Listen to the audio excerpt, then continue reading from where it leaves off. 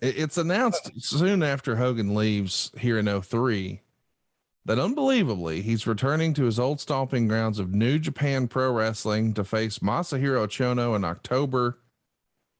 And it's been said the amount of money that New Japan offered Hulk and the booking power was a lot.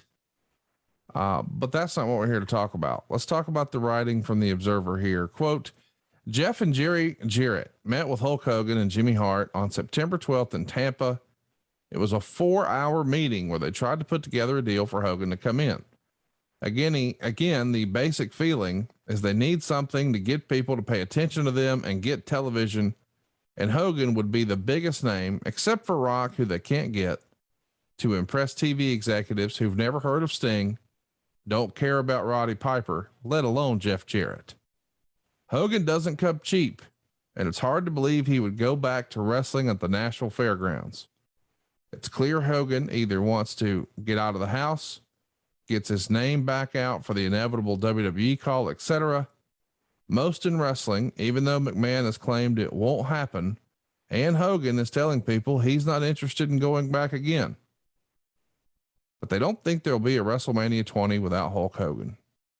While I don't know if Vince Russo's name ever came up, Hogan would likely force Russo out if he were to come. One person very close to the negotiation said that Hogan doesn't have to demand anything regarding Russo because it's going to end up that way, whether he comes in or not. A lot to unpack there, as I like to say, but I do want to ask, what do you remember of this 4-hour meeting? Is this one of those meetings where it's an hour and a half of pleasantries and then some talk, and then we drift off and maybe have lunch and talk about sports? Or is it really just cash and creative and trying to get a deal done for hours on end here? Well, you sort of glazed over a little bit, and I don't, and I was hoping that our researchers would dig in a little bit more. Because here's what, again, going down this path and recall and thinking things through, the Japan situation was a big deal because whether it was Ken Shamrock or Sonny Siaki, we only ran one day a week. So it's not like Hogan was going to make his living with TNA in our wildest, best, craziest dreams. So we knew that New Japan, and if I recall correctly, and Dave may chastise me, but or otherwise, I don't think Japan business was doing real well at the time. And so, obviously they've been around 20, 30 years. They weren't a startup like us, but they wanted Hogan. And they rolled out the red carpet for him and rolled out quite a few yen and a big checkbook and some creative. And he had a heck of a deal there. So, knowing the chess pieces of that, okay, Hogan may really try to have a run outside of Vince. We're not going to say with TNA exclusively, but he may try to give this a real run. My father had that relationship with him, the consulting deal, we're going back 20, 30 years, but here we are, 2003. So again, when the fifth divorce happened, if you will, or separation between Vince and Hulk happened. It was a situation where Jimmy reached out again, and then one thing led to another. And me and Jimmy, again, I had picked his brain on XWF and all kinds of things like that. But Jimmy and me had a conversation. Then my dad and Jimmy had a couple of conversations, and then it's sort of like we said, all right, what are next steps? What is the best next step to try to move this ball down the court? And the next best step was, let's go meet Hulk. Let's come down to his house in Tampa. Conrad, speaking of Hogan's house, have you ever been down to his old house, the one right there on the bay? No, the big monster one that was on TV. No, I've never been to any Hogan's homes, but that one is the one I think everybody's most familiar with. Yes, it was on the show and all that kind of stuff. It's beautiful. It's absolutely beautiful. So you said, was it a 4-hour banger? Went right to Hogan's office and rolled up our sleeves and get out our pen or paper? Absolutely not. And we didn't expect that. I mean, if we wanted to take a house tour, that would have taken quite a bit, but no. Look, like I said, I don't believe I had any conversations with Hulk. Maybe a quick phone call to set up this meeting. Look, it's getting way too granular, and I don't think my dad had any that conversation. So we were there. He had lunch catered. I mean, it was a nice spread. And so we knew we were going to spend the afternoon together. Me and my dad flew down. Jimmy Hart picked us up, drove over. Hogan had a legal call that he was on actually when we got there. No big deal. And anyway, 15, 20 minutes later, he comes in and we start into our conversations, Conrad, and we talked about everything. But really, it was really, to me, it was fascinating because, my dad being we'll call him the old timer in the room, and, the Hulkamania Hulk and the NWO Hulk, Hollywood Hulk Hogan. And now he went back and did the deal with Rock and all of, just all the water under the bridge that all of us had sort of been through in the WCW situation. We put a pin in that, just the mess, the debacle, but we didn't get into those conversations. We didn't want to rehash that, but we did know, and we refer to it as, we have a piece of unfinished business that's as real and as authentic.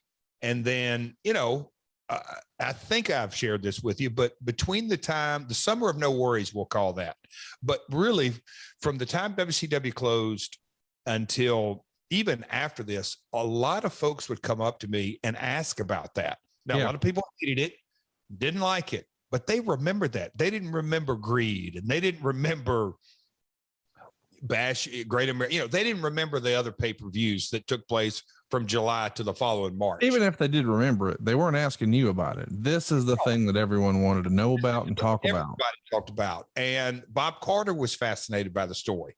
Like, can you tell me? And so I had to tell him, just, hey, if I'd had the podcast back then, go listen to that podcast. But no, the story, the story, sorry, pardon the pun, but the story behind the story. So putting all that together and us going down, and I got off track there, but going in and having this meeting, we talked about the unfinished business that we could, there was real litigation that had gone through, just everything that was about it. And I don't know exactly the timing of his litigation, but we had a story. We had unfinished business. We were a startup. And, when you talk about Hulk Hogan in 2000, we'll call it 1, 2, and 3. It's a different Hulk Hogan than it is today. Cause we're talking, me and you sitting here today, obviously almost 20 years later, but Hogan coming off Hollywood Hulk and then the WrestleMania 18,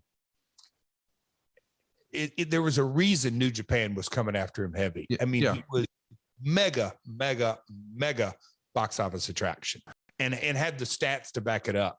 So we went into all that, and he obviously asked about Panda and where we were at, and the Hosman stuff, because that was news, and obviously the fairgrounds, and then Scroochie and Hell South. Just we had business conversations really about, you name it, in and everything. And we asked about Japan and that situation. Obviously talked about Vince and just you named it, the international side of things. By that time, we had an India deal, and we had little baby steps of growth. So the 4 hour, I remember it actually being longer than that. I remember us having lunch and me going back. Imagine this, Conrad, going back and get leftovers. I got hungry twice there. I love that you're an optimist, and I love that you have taught us all today that you can find a way to see the bright side in anything, because you're exactly right. Y'all did get a bunch of press and a bunch of hype about things that might happen that never actually did. Yep. And you did create a lot of intrigue and tell people tune in tonight to see the video and blah, blah, blah. But don't you believe? And Hulk Hogan attached to our brand forever. Yes. But don't you believe, does part of you not believe that you lost a little bit of, we'll call it, consumer confidence in the process? Okay. Now Connie really dug deep into his marketing bucket today. And I don't think that's that deep. We've positioned it as a fan. Oh shit, we're going to get Hulk Hogan, Jeff Jarrett. Oh, no, we're not. That to me is like, I mean, if I was a diehard TNA fan, and I went to a bunch of those early Asylum shows. It was like, holy shit, Hulk Hogan, this is gigantic. Oh no, he's not. Yes. So I'm a believer, and probably get this from my father and grandmother. Risk versus reward. Was it worth taking the risk and knowing we could get not 50, not 75, not 95, but 100% egg on our face? Was it worth taking that risk? Absolutely. Because so you're okay with looking like dumbasses to your local existing base. yes, It's okay if we don't deliver and look like dumbasses to the people who've actually supported us, as long as these people who've never given us a chance know that we're dumbasses, because they don't even know us now, and at least they'll know we're dumbasses. Yep. You know how many times that's happened on Saturday mornings in WMC, shooting an angle? Oh my God, that was the dumbest angle in the world. That sucked. Guess what? You got next Saturday morning to redeem yourself. That's different. Here's why that happened on Saturday night. Whoa. Y'all had a 70 share. Did you have a 70 share here in TNA? Oh no, you're not even on fucking TV. These were paying customers every week. It's a totally different thing. You're talking about a free product that everybody's watching versus a paying product that, well, confidence is the word you used. Consumer confidence. How much confidence did we have of him? You know, I mean, I think everything's relative. So go ahead. I'm not cut you off. I apologize. So, Alex Marvez, now of AEW fame, at the time he was with the Miami Sun Sentinel. He had some comments from Dixie. He interviewed me in '94. Go ahead. But the upcoming Bound for Glory pay-per-view show has the potential to get derailed if Hogan changes his mind about working with NWA TNA. Carter admits Hogan still hasn't officially signed a contract, which leaves the Nashville-based group in danger of looking foolish if the Hulkster decides to re-sign with the World Wrestling Entertainment. I don't expect that to happen, Carter said. We're hoping for the best. Our entire group is a group of people is under contract, but there are outs for everybody. I know WWE wants him for WrestleMania 20. They would be foolish not to, but we're really excited about him. The fact is, he could easily go back to WWE whenever he wanted, but I heard the whole reason he called Jeff and Jerry Jarrett to begin with is he was so disgusted with his past experience. He said he didn't want to leave that legacy to his children, and I respect that. So I like that Dixie does her best here to do PR, and boy, she figured it out here and the right angle to take and maybe position you guys as baby faces. Alex would go on to report that Sting and Roddy Piper are going to return to TNA in Hulk Hogan's absence. And there's talk that the Mid-South Coliseum show was possibly postponed until February. If you want to get in the weeds, and there's no, I just, that is so inside the bubble thinking. Now, am I going to get up on my high horse and say, Conrad, we would have cut this deal, we would have cut that deal, they would have cut that deal. Hogan at this stage in his career, and you know, he made a lot of freaking money and hadn't gone through sort of the personal downs, you know, at this stage. Look, Hogan can always make money. He was not hurting for money. He was not going to come to TNA for the money. Time out right there. I want to mention this is before the reality show goes off the rails. This is when Linda's around, the whole family's together. This is a different time in Hogan's life. This is before, you know, and listen, Hulk Hogan to me is immortal. He's on top of the world forever because that's the fan in me. I get all that, but I'm doing context. Please keep going. I just want everybody to understand this was not quote unquote Hogan after the divorce. This was not Hogan after controversy. This is before any controversy, before any scandal, before any of the reality show fiasco, before any divorces. This is, I'm not going to say peak Hogan. We know he's 50, but by the way, Chris Jericho turns 51 in a few days. So it's not like we're talking about a guy who's, you know, out to pasture. Watch the match of Hogan Chono, but go ahead. That was, I just wanted to add context that this is not quote unquote desperate Hogan. That's not where we are here. And I'm going to sort of add I'm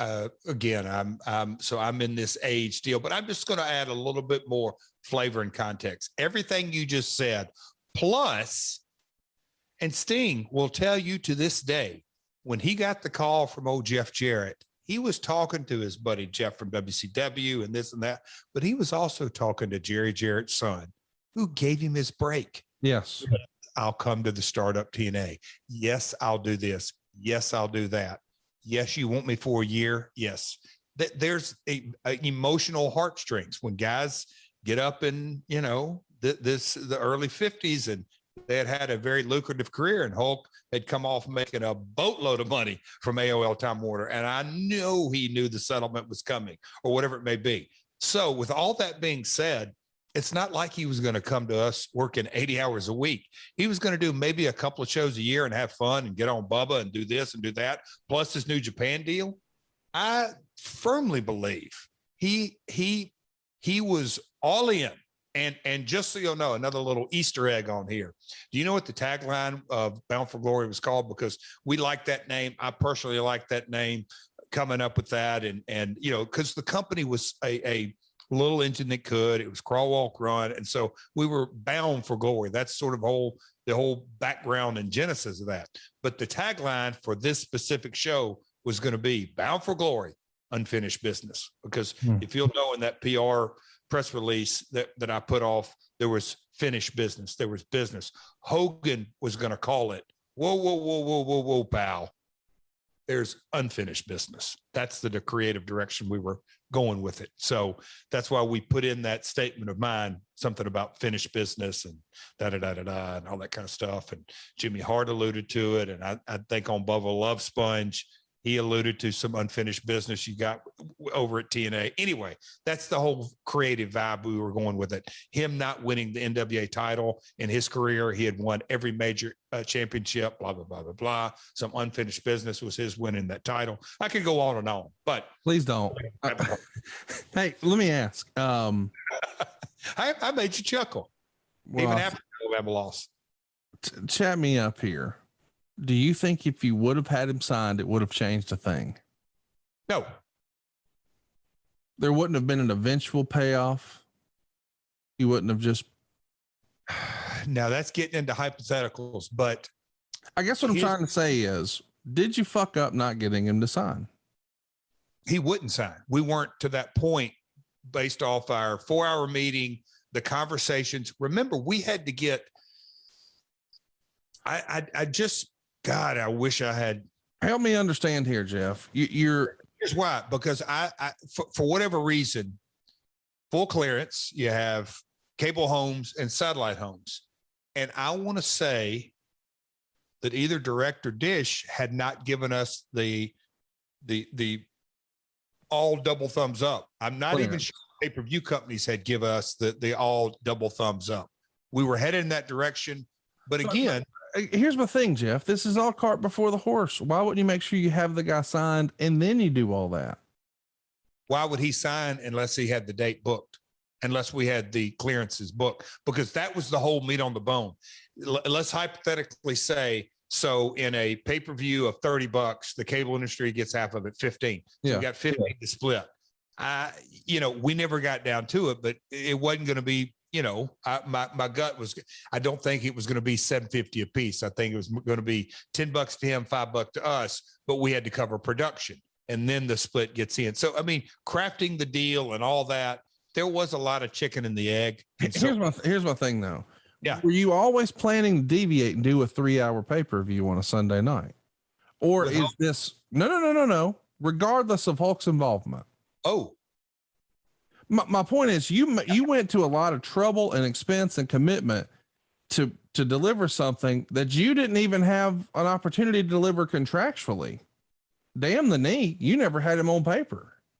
So my thing is, if we have this concept, right, of we want to bring him in, we want to make him a pay-per-view partner, and we want to co-promote, what I would have assumed you would have done is pick a few different dates that are hypothetical, all pie in the sky stuff, and then put together a deal memo that says, we're going to execute a pay-per-view on one of these dates that we've all agreed upon would work timeline wise for both parties. And we'll be pay-per-view partners in such and such terms. And then you go secure the pay-per-view clearance, and then you secure the building, and then you start promoting the shit. And none of that happened that way. Instead, it was, man, we got a building, we got a town, we got everything figured out except, you know, the guy we did all this around. Well, he never agreed to be here. He agreed in principle, not signed a deal. November 30th was, yes, we're going to do this. And I want to say that we got avails on all three of those venues. Certainly the Municipal Auditorium avails, because I think that was going to be the least expensive production wise. So what is your question? I want to make sure that I'm asking your specific question. Or or did I not answer? Or would you have deviated from your weekly $10 2-hour concept for a random Sunday 3-hour event without Hulk Hogan? No. Chastise me. So in a perfect world, I mean, let's just back up here in a loud and clear voice. Bound for Glory was created and named based on we're getting Hulk Hogan, and then we didn't. So did we get him, just not legally? Is that what you're saying? No, I'm not saying that at all. I'm just saying I wanted to make sure we. Nate, he would have never shot the guitar angle, the Japan angle. That was his Japan money.